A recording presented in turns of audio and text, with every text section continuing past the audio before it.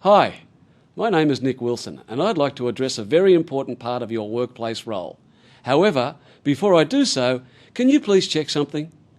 Have you watched the video clip called What's Next? It's also found on the Free Stuff page at the Australian Salesmasters training website. If you haven't seen it, then please take a few minutes to watch it first. Then come back to this point. Go to www.thesalesmasters.com. In What's Next, we address some very important messages to your team members, the people who have just attended some training as part of their ongoing development and continuous improvement. I trust that you agree with the key concept behind the message in What's Next, that the trainees will really benefit long term if they follow the advice to engage in an action plan and commit these plans post-training. And indeed, if they do this, then you have every right to expect return on your training investment in them. And that's important, right? But you'll be dreaming if you think it will magically happen without some form of follow-up, and this is where you come in.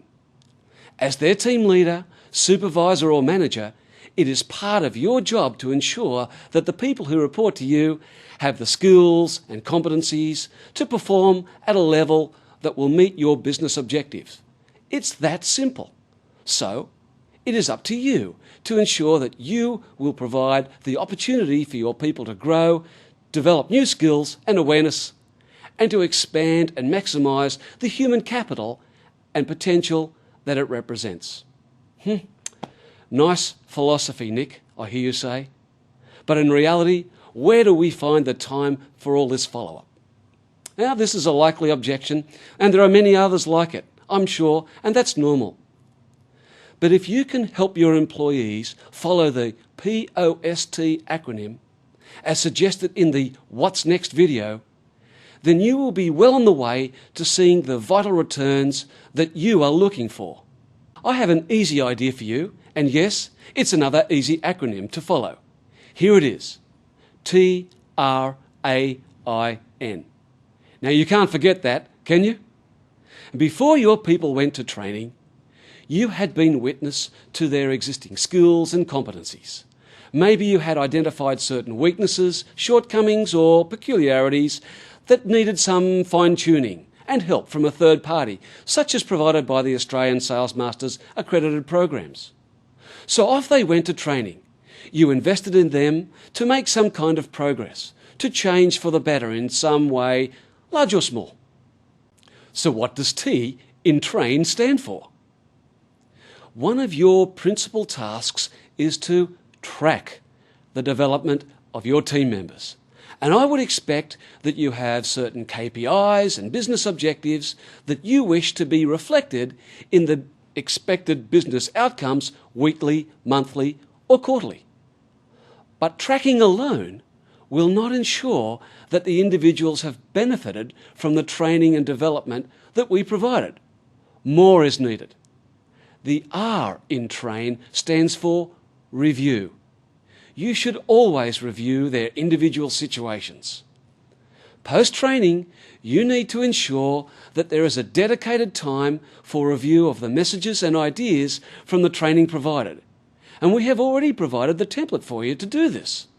It's in the form of an action plan. So A stands for action plan.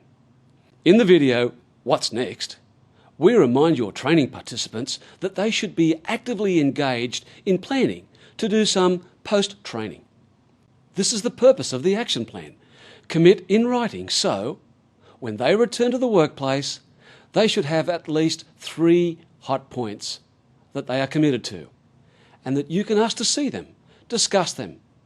And now comes the most important point, the I in TRAIN, because you need to be involved in some way.